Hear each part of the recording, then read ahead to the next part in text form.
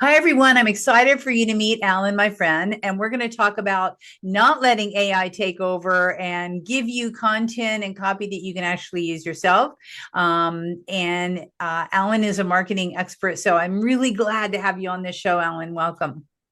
Happy to be here, Kathy, and it's awesome to meet everybody listening here.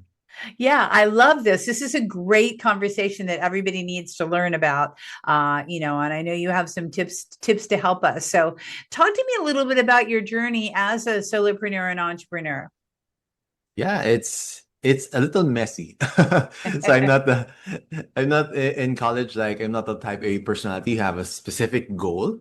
I think for me, how I landed here was really understanding what I don't want rather than having a clear picture of what I want. So I finished college with a degree in accountancy, eventually went into banking, corporate. Then at the same time, that was around the time like the book Rich Dad Poor Dad was coming out. And the thought of passive income was alluring for me and my college friends. So my buddies and I started a franchise business in food and Ah, beverage at the same time. So we thought that that's kind of like business for beginners, having a franchise business. But apparently there's so many things going on that's it's not really it's plug and play technically, but you still have to manage it. And yeah. I kind of got burned out doing both. So employment was burning me out, managing the franchise was burning me out. So it's like employment and entrepreneurship wasn't meant for me. So I was kind of in that lane of being an Yeah. educated bum. Don't know Yeah. where I'm going. So that's when I kind of discovered an alternative, which is internet. And back then, it was around 2010. Okay. Um, there were still a lot of scams there. So it's Yeah. like making money online. So I started off with what they call now Upwork. Back then, it was called Upwork. Odes, Mm-hmm. right? So that's when it opened my eyes when the money hit my bank account that, oh, the internet thing is real. And so that's when I started doing it on the side. First, as an affiliate marketer, sending emails, selling other people's products. That's how I got started with writing. It opened up my mind that, hey, I can sell just by being myself. Because I Mm-hmm. used to have this idea that you have to be um quick thumb. Like you really have to be great with people, you have to be an extrovert. But I realized, hey, you can do it at home Yeah. without you showing your face. And that opened up a lot of opportunities for me. Later on, kept selling digital products for over 10 years. And now I use words, emails to make knowledge travel. So basically, I help folks in the education space make a living as a one person business. So that's kind of my quick evolution on how I landed here right now.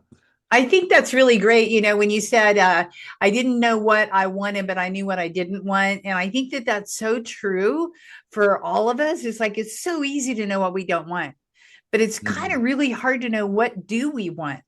And for you to try some things and you're like, nah, don't want that, don't want that. So you were in college when you guys did the franchise, or you were working already in banking, and then you and your buddies got together and said, oh, we'll just have a franchise. Yeah, we were already working. I Uh, guess when we were about to grad, we were already thinking about it and stuff. But I guess we officially started it while we were already working. right, right. Yeah.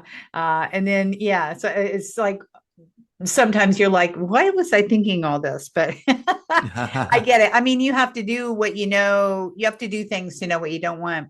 So, it's interesting. You're the first person. I know several people who have started marketing other people's, products, and but you're the first person that really came right out and said that's what I did to begin. And I think it's a great way to start as well. And I would expect that as you see other people's products and you know what's working, then you become pretty good at wordsmithing when you started. Did you start creating your own products then? No, it took me a while. I was doing affiliates for like 6 to 7 years while Mhm. having a full-time job, helping in our family business. Oh, Right. okay.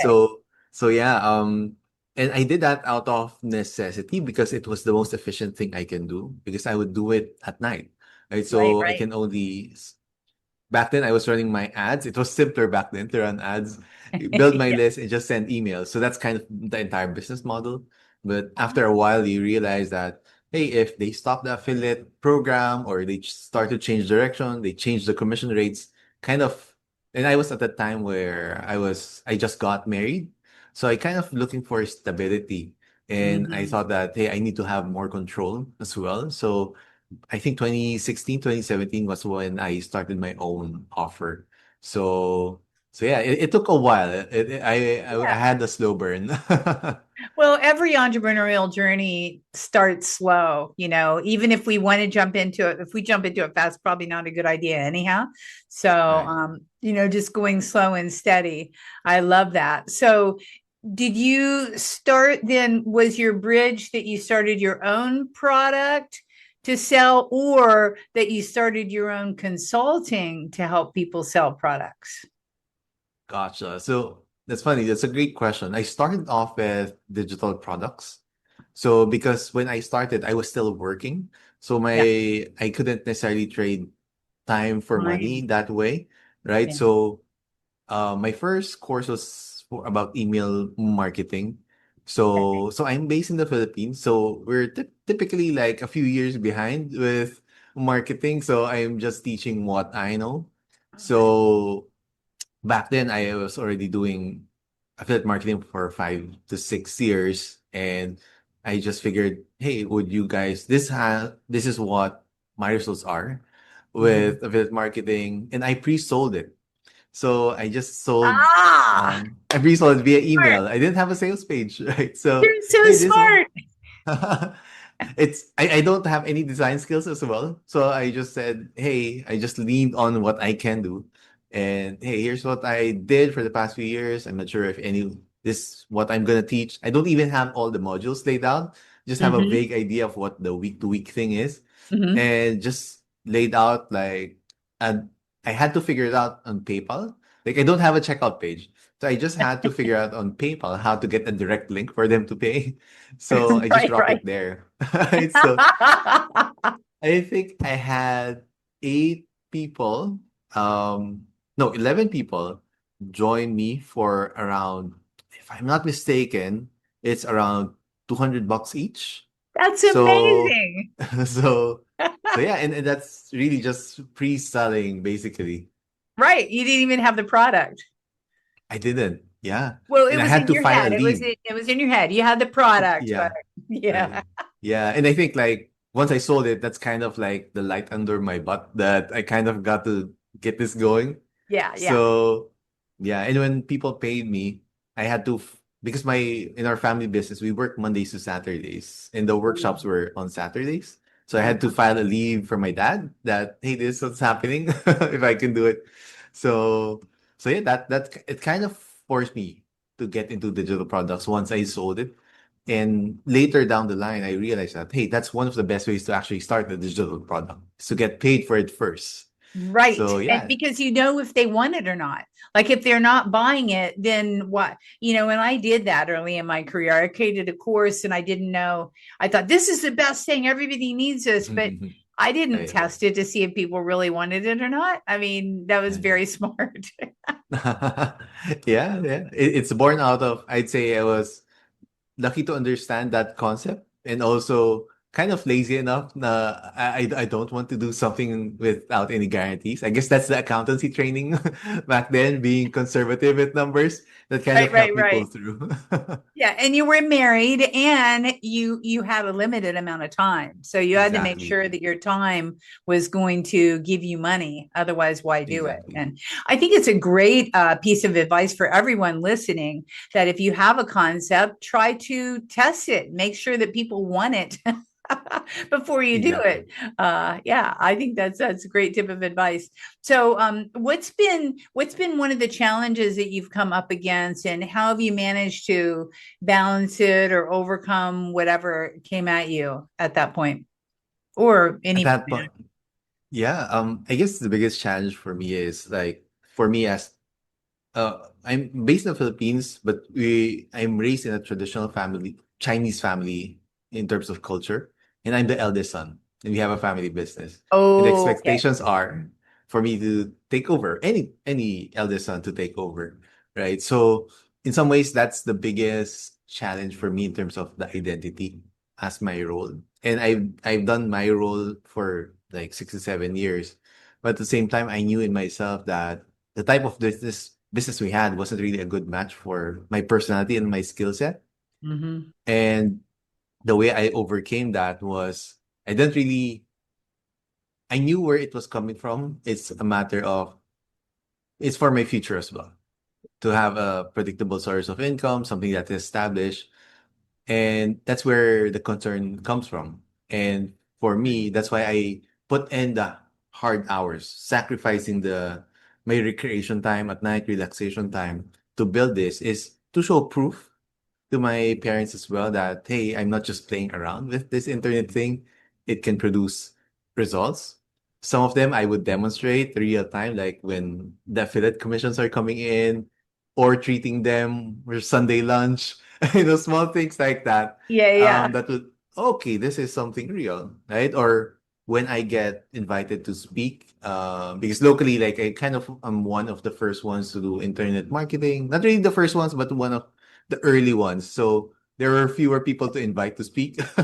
So I got the opportunity to speak on stage and I would invite them. Or if I get featured in a newspaper, I'd make sure to kind of slowly show them, make sure Yeah. that they see it.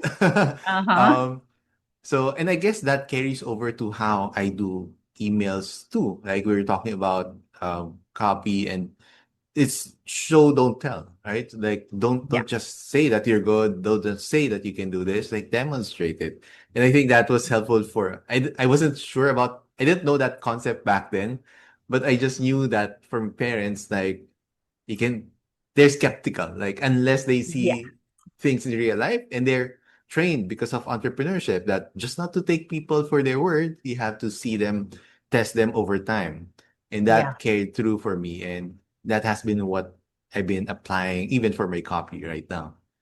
I think that's fantastic. You did it from necessity. However, it really is a smart way to go about business anyhow. So did you get out of having to take over the business and one of your siblings is now in it, or how's that working? Oh, what's funny is like it didn't the first time I attempted it wasn't didn't go well. But I think it took like over a year to kind of eventually um get them to accept the concept. Uh-huh. So right now what's funny is like the three of us aren't all of us aren't are on or all online, sorry. Um and my I would have to say that I'm pretty lucky as well with my parents for being open to change. Mm-hmm. My mom had this good perspective, especially when the pandemic happened. So Mm, all like traditional store yes. businesses had been affected, and that's when I guess she had this epiphany, right? That okay, at the very least, so we're not a big corporation. We're like a physical store, mom and pop store.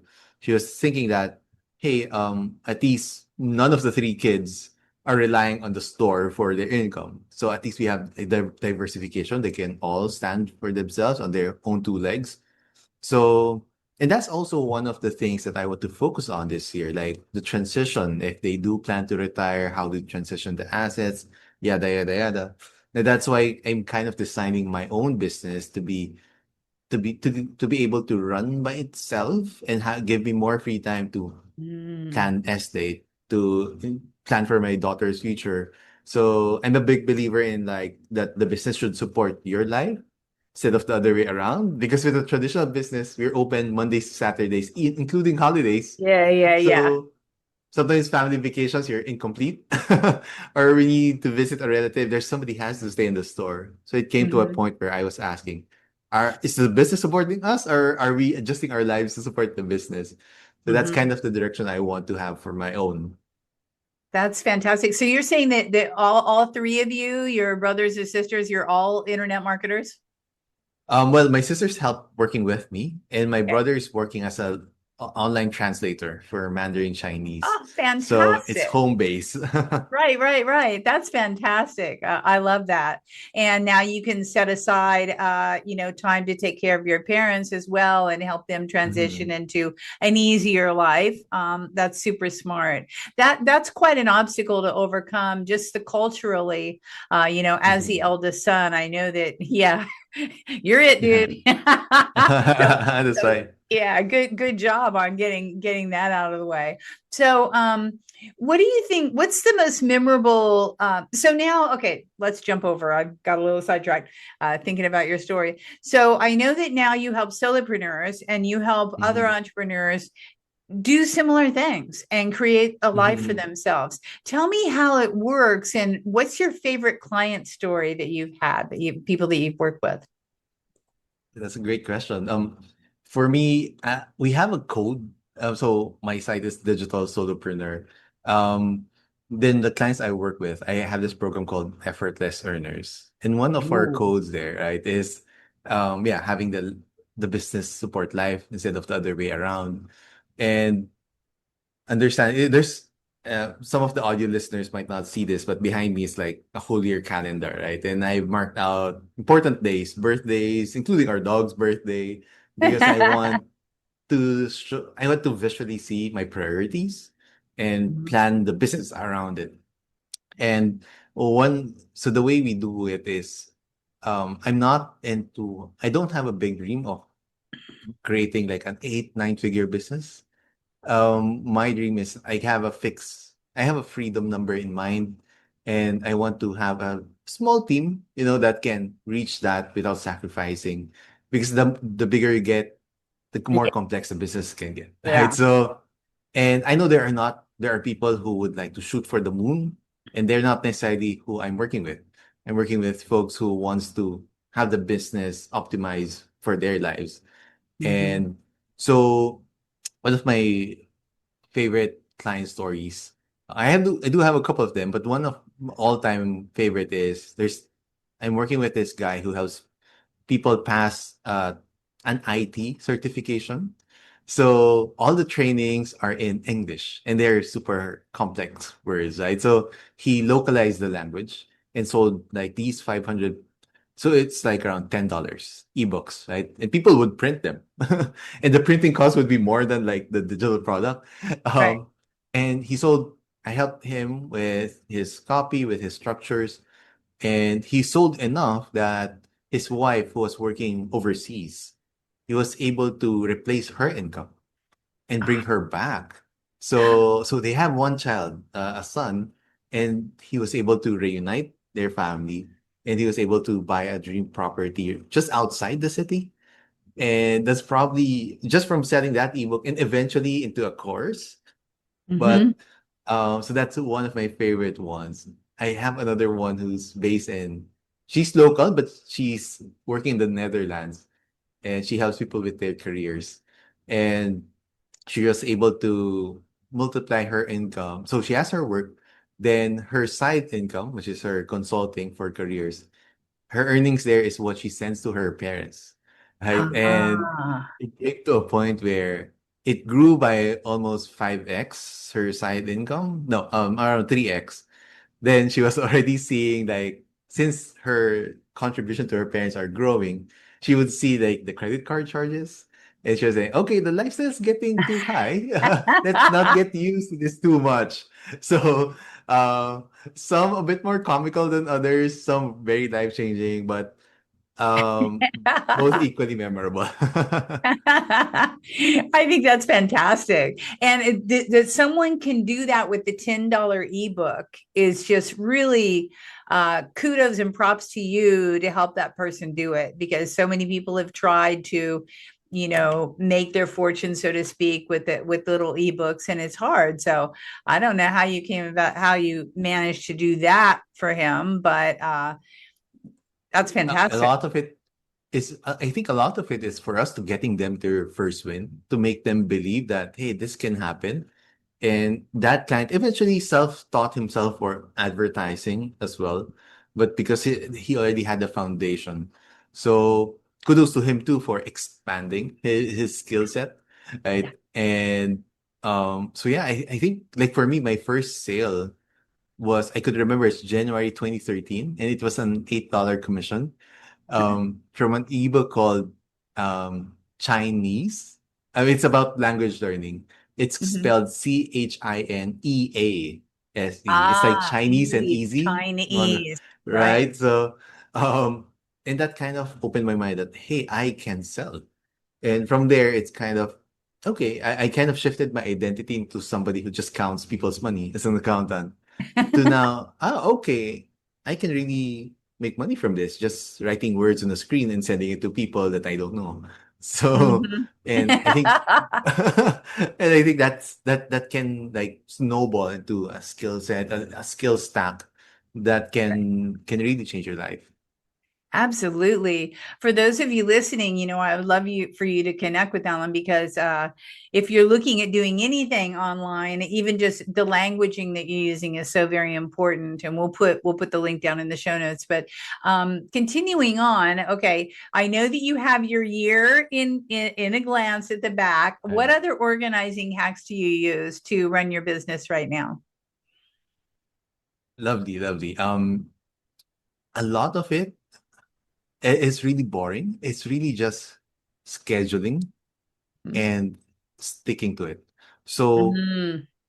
so there's two, I guess, two sides to it, right? So for example, for myself and my wife, a couple of years ago we had some rough waters, like with condition with my daughter, and it really affected our relationship. And we've been together since 2000, so we were 20 plus years in our relationship, as a couple plus marriage.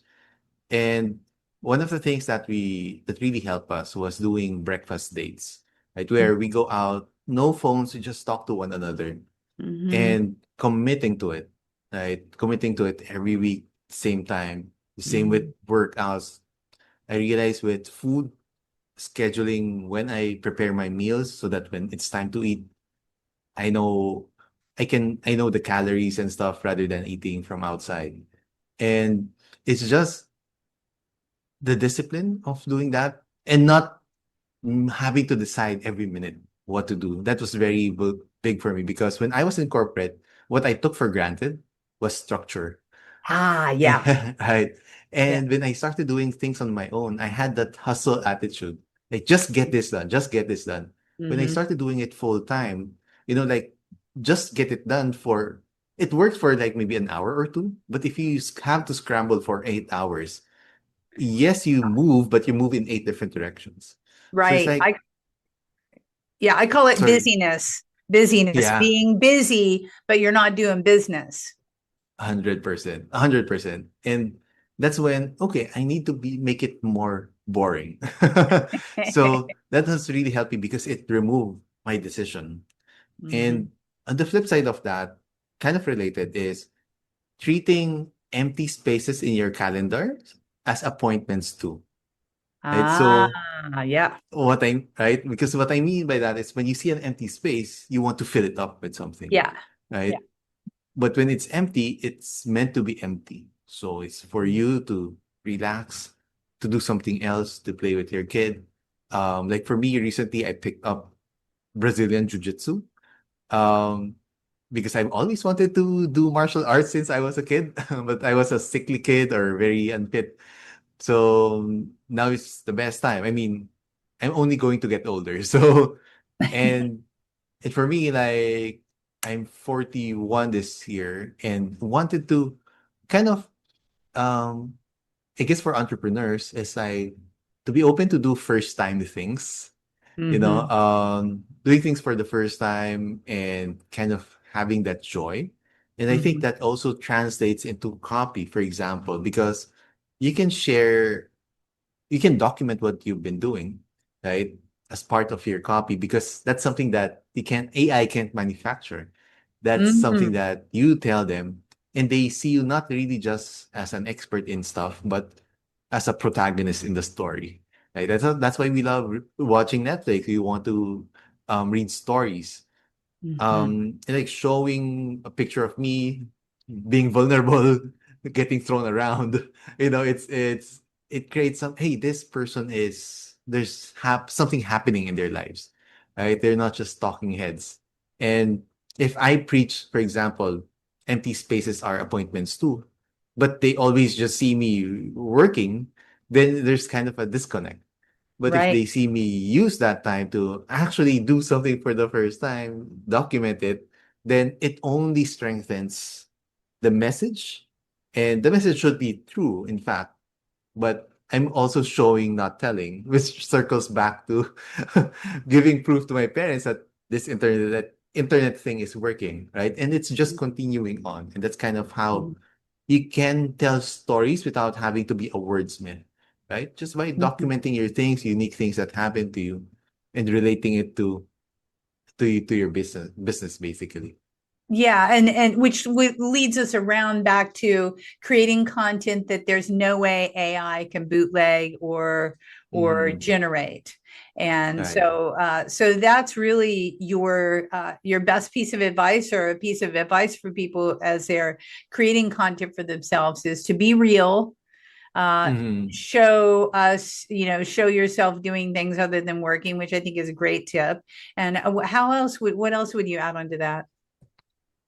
So one tip that I would give is when they're running out of things to talk about, one of my hacks is going to my phone and clicking gallery and look at my photos. Uh-huh. So because we don't take photos of random things, right? We only take photos of things that subconsciously has a story in it, Mhm. right? So we take a photo when we meet up with our friends or when we see something unique. Like, for example, I recently took a cab, and that cab has a special feature. Apparently, the driver was telling me, like, you can press that button. It's like a 911 button.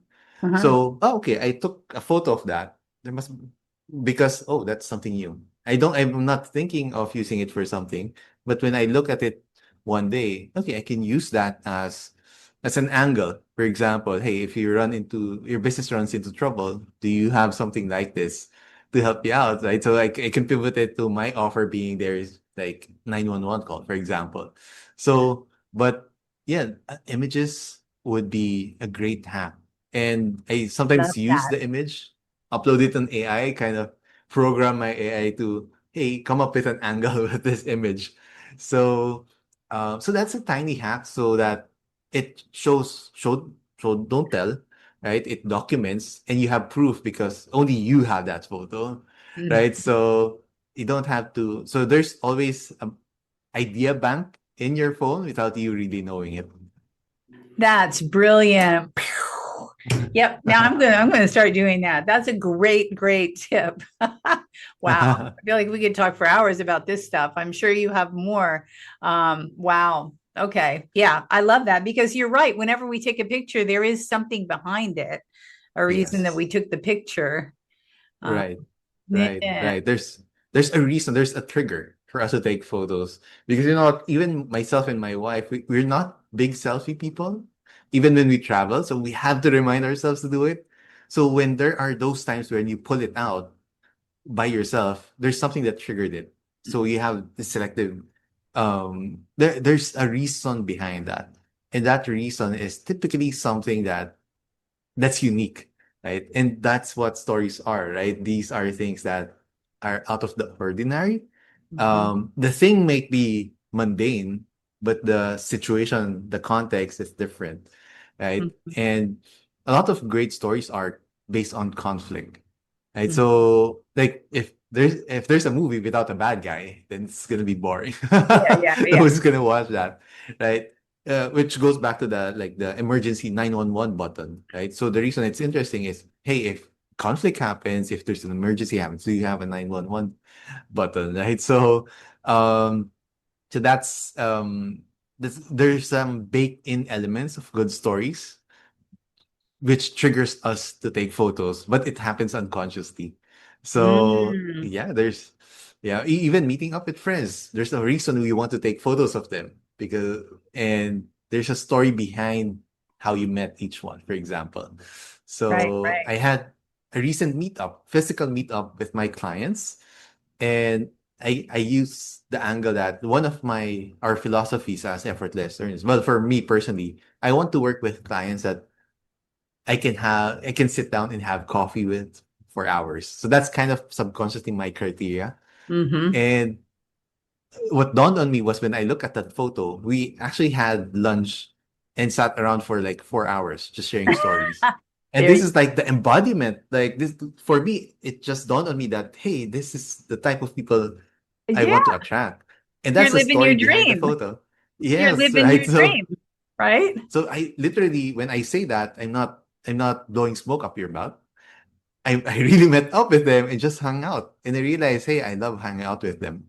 So, and that's like, I can see that in my images, then that's what I can share. So, I mean, we all live busy lives.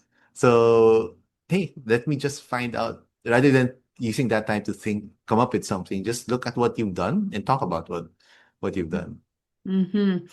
I love the way that you said, the adding space doesn't mean that you need to fill it, and that it is Mhm. space for a reason. Something that I talk all the time about solopreneurs and entrepreneurs is scheduling time with your partner. And the fact that you have breakfast with your wife is so important. I'm always when I work with time management, I'm always scheduling have date night. You need date night.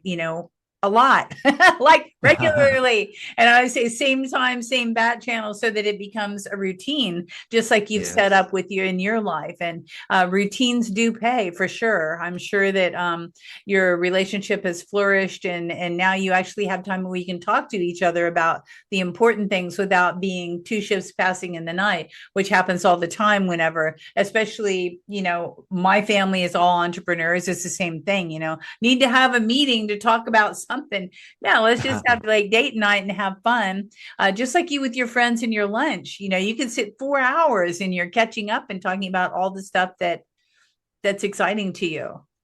Exactly, exactly. And even during our weekly dates, I even have like a couple of questions that we ask Uh-huh. each other. So even that is a little scheduled, but not too rigid. But the two things are, what are you proud of this week?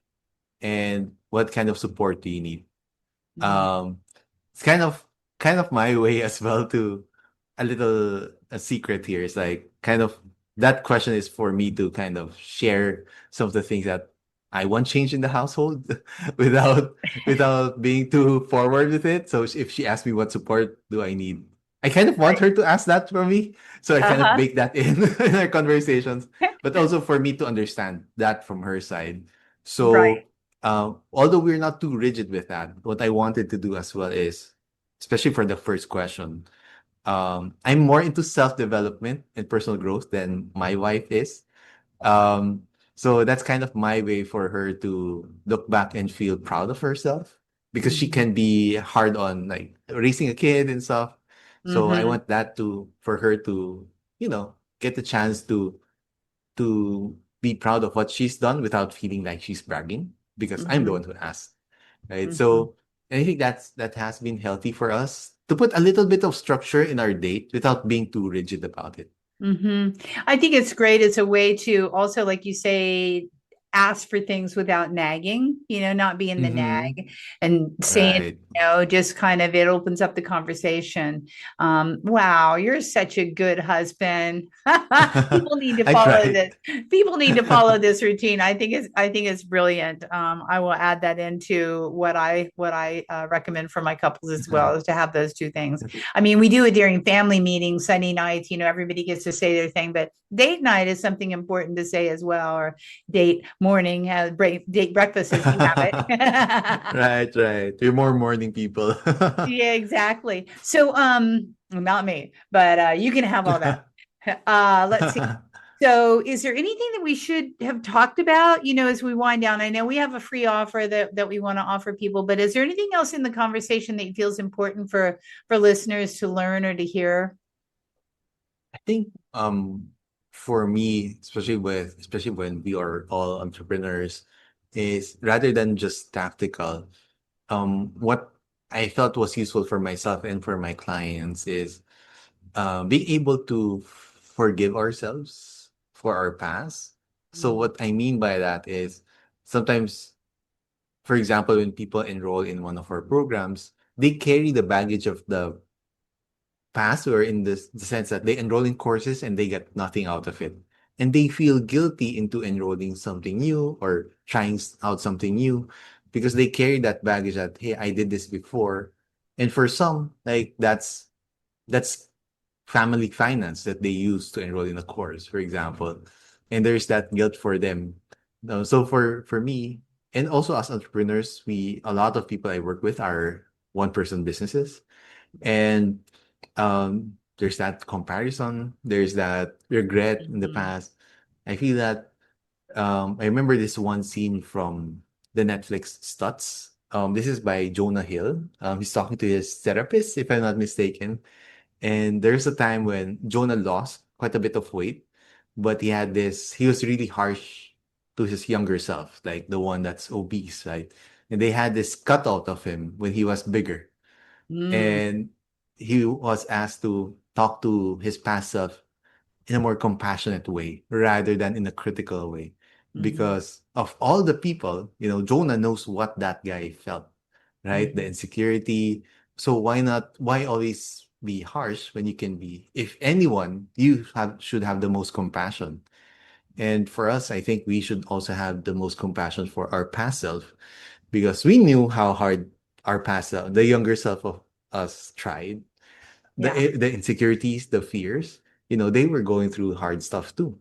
So if we are kinder to them, to give them, I think it allows us to move forward because we kind of know our current self, our future self will forgive us too, you know, rather than avoiding things to regret, Right. um, so yeah, I think that's something that for me has been helpful, and I think has been helpful as well for people I've worked with.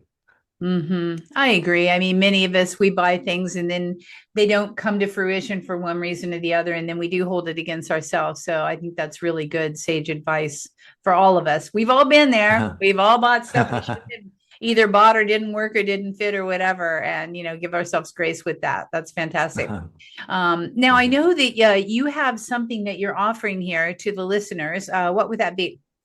Yeah. So we're big on helping businesses maximize the lifetime value. So, but not necessarily into squeezing every penny out of the person, but it's more to offer the most help we can give. Sometimes making an offer, writing a message to make an offer direct to a client can be a little awkward. You don't know what to say. So I created actually a GPT. So I call it the Revenue Relay GPT. Oh, So it writes customer re-engagement messages so that you can turn one-time buyers into repeat customers, offering the right thing at the right time. So you perfect. don't feel salesy and pushy. So it will give you several messages that you could send depending on what your offer is. Love So it. it I all want it. perfect, perfect. So you can grab it at digitalsolopreneur.com/Kathy, Oh, and we'll send it to you directly in your inbox, so you can use it right away. I love it. I love it. Yeah. We'll make sure to put that in the show notes. Everybody needs this. So go ahead and download we can all use a little bit of help with that because the clients that you already have are really easier and the better people to stay with, the ones that you like. You might as well just increase and continue the relationship with them. So that's valuable. Thank you. I appreciate it. 100%. You're welcome. Yeah, yeah. Well, this has been fantastic. You're such a pleasure to speak with, and I love what you do and how you've transformed your life into your life that fits you. And here you are on screen saying that you didn't really want to be in front of people. Now you're talking and you're online and all that good stuff. And what a transformation, right? I love conversations. Me So, speaking with you, Kathy, if you have an audience, they're not live here with us right now, but hello if you're listening. too. But also, thank you for making me feel welcome. You made me relax and you really took care of me. So, I enjoyed this conversation. Oh, that's fantastic. Thank you, Allan. And until next week, you guys, we're going to be back with another guest. Make sure to tune in, tap in, turn on, give us a like if you like it, subscribe to the channel. The more that you give love to this podcast, the better it's going to be. And I'm open to all your comments and comments. So put some comments below in the show notes. And until next week, we'll see you then. Thanks, Allan. Thank you, Kathi.